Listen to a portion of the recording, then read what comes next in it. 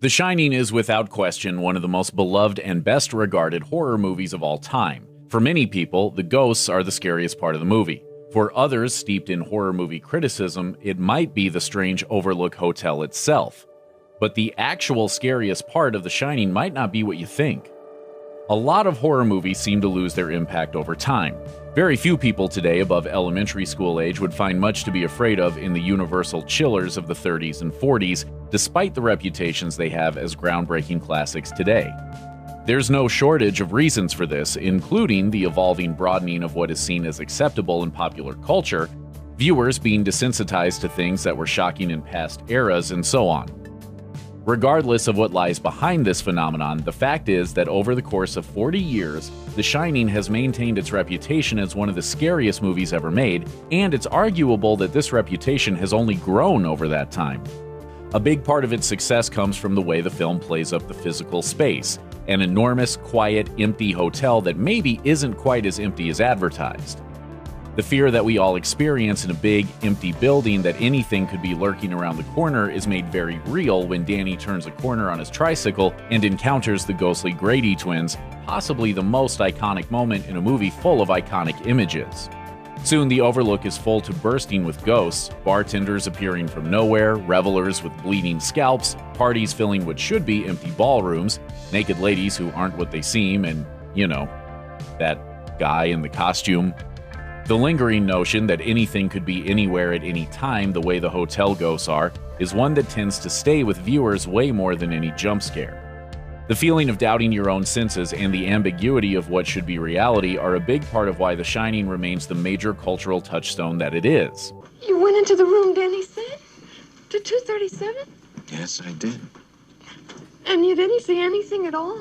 Absolutely nothing. The Shining poses a lot of questions that are not necessarily answered in the film itself, or at least not without close or repeated viewings. In fact, deep readings discussing what The Shining is really about are so common that there's actually a documentary on the phenomenon called Room 237 after the notorious hotel room where something happens to Danny. According to people in this documentary, The Shining is, despite appearances, actually a movie about American imperialism and the genocide of Native Americans. The site is supposed to be located on an Indian burial ground, and I believe they actually had to repel a few Indian attacks as they were building it. Or actually, it's about the Holocaust and that genocide. Or maybe it's a secret retelling of the myth of Theseus in the Labyrinth of the Minotaur. Or, perhaps most famously, it's Stanley Kubrick's secret confession that he was involved in faking the moon landing. Did you know that if you play the movie forward and backward at the same time, stuff happens? It's a lot. With all those conflicting interpretations, at least there's one thing we can all agree on. This is definitely a movie about a haunted hotel, right? Right? A relatively common strategy in horror movie criticism is to ask what's really happening in the movie if there's nothing actually supernatural going on. The goal is to figure out the metaphor behind the supernatural presence and thereby get to the thematic meat of the film. All of the spooky, scary stuff becomes the result of dreams, hallucinations, rumors, and urban legends. While this can often be a useful tool for looking at stories from a new angle, it's not universally helpful. That said, maybe there weren't any ghosts in the Overlook Hotel. It's just like pictures in a book, Danny. It isn't real. Roger Ebert's review of The Shining, for example, features the fairly common interpretation along those lines that recasts all of the movie's ghosts as visions and hallucinations by Jack and Danny. But if this is true and the ghosts aren't even a thing, then what's the real threat to the Torrance family? If you only know one piece of trivia about Stanley Kubrick's Shining adaptation, it's likely the fact that author Stephen King famously hates it. He hates it so much that he had it remade as a TV miniseries in the mid-90s, starring the fourth most famous person from the sitcom Wings in the Jack Nicholson role. If you haven't seen it, here's a spoiler. It's bad. But King is happier with it as an adaptation than he is with a film regarded as a crowning achievement in a genre and one of the best films of all time. Why, you might rightly ask yourself? Why would King hate Kubrick's The Shining so much? Well, according to King himself, much of it has to do with Jack's character. He never cared for the casting of Jack Nicholson, in part because Nicholson was so well known for his role in One Flew Over the Cuckoo's Nest, in which he plays a patient at a mental hospital. This, King thinks, gives away the game by basically telling viewers that Jack will go crazy. In fact, King argues that Jack is unhinged from the first moment we see him, which means he has no real character arc. For King, the tragedy of the story is seeing an ordinary man overwhelmed by evil, and Kubrick's adaptation loses that sense of tragedy. Consider, though, what if this is only part of the reason? See if you can tell who this is describing. A writer and a father of a young child whose issues with rage and substance abuse manifest themselves as antagonism toward that child. If you guessed that it refers to The Shining's central character Jack Torrance, you're correct. If you guessed that it also refers to The Shining's author Stephen King at the time of the novel's composition, you are also correct.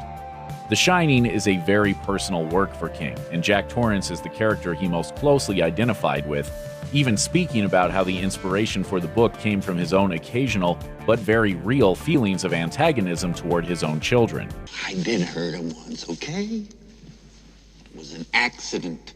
While King's Jack is an ordinary man who is driven to violence, literally transformed by the influence of alcohol and the evil presence in the Overlook, Kubrick says that his adaptation is more about the evil side of humanity as a whole.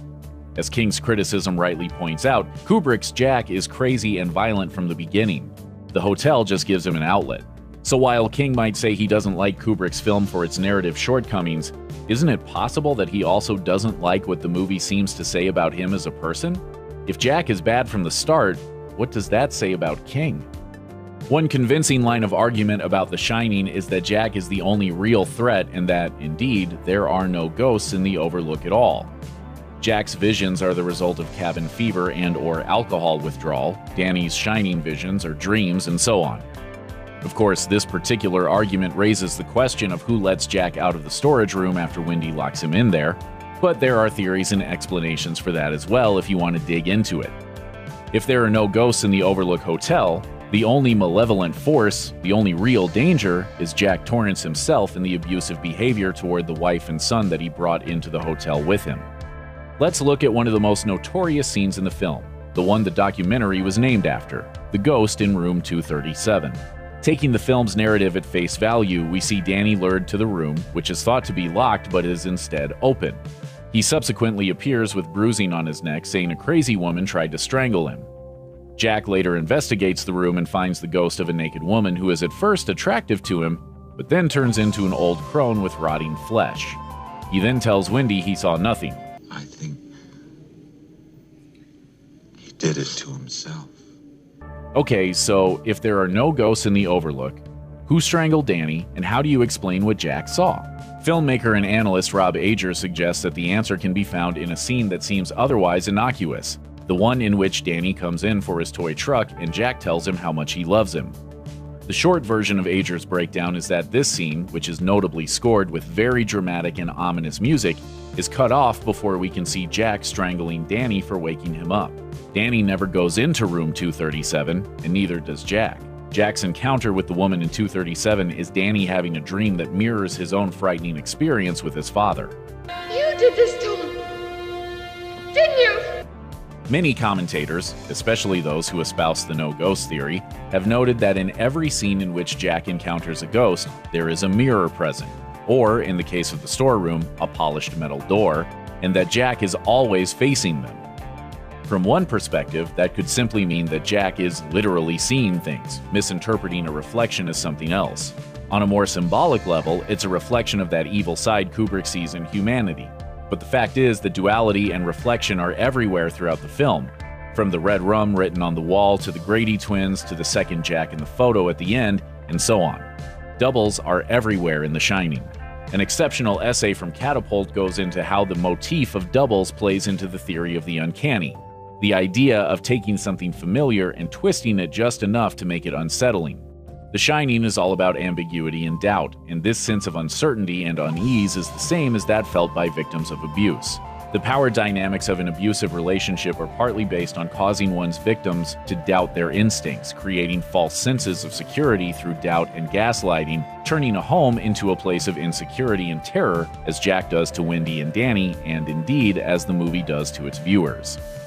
One of the most discussed shots in the film comes at the very end, after Jack is frozen to death and Wendy and Danny have escaped, when the camera slowly zooms in on a photograph from a July 4th party from 1921, which clearly shows Jack among the revelers in the ballroom. Kubrick has said in no uncertain terms before that this, quote, suggests a reincarnation for Jack Torrance. Been away, but now I'm back. Good evening, Mr. Torrance. It's good to see you. It's good to be back, Lloyd. The idea of reincarnation is not isolated to Jack. There's also the implication that Charles Grady, the previous caretaker of the Overlook who murdered his family, is the reincarnation of Delbert Grady, the butler who tells Jack that he's always been the caretaker. The idea of reincarnation not only reinforces the motif of doubles seen throughout the film, it also bears the symbolic weight of the cycle of abuse. Violence is often, but by no means always, passed down from one generation to the next, as our parents and others close to us are the ones who teach us how to behave and interact with others, even if only subconsciously. Somewhat ironically, the novel version of The Shining gives even more focus to the idea of the cycle of violent abuse by giving the story of Jack's father, himself a belligerent drunk who abused Jack. While Jack's father does not appear and is not mentioned in the film, Rob Ager argues that it is actually him talking to the bartender about accidentally hurting his son. Nevertheless, the film makes it clear that the history of violence at the Overlook goes back generations, literally to its foundation on stolen native land. Violence begets violence, and the fact that Kubrick decided to leave the Overlook standing at the end as opposed to King, who blew it up, lingering on the haunting image of former life Jack, hints strongly at the immortality of evil. While it seems at the end that Wendy and Danny have escaped Jack, and metaphorically the cycle of abuse, the track record at the Overlook seems to indicate that the lure of evil is hard to resist. While deluges of blood and ghostly twins are pretty spooky images, the idea that each of us plays host to potential violence is a much more haunting idea. While constantly working to restrain our darker impulses may seem like it will make us dull boys, consider how it worked out for Jack. Check out one of our newest videos right here. Plus, even more grunge videos about your favorite stuff are coming soon. Subscribe to our YouTube channel and hit the bell so you don't miss a single one.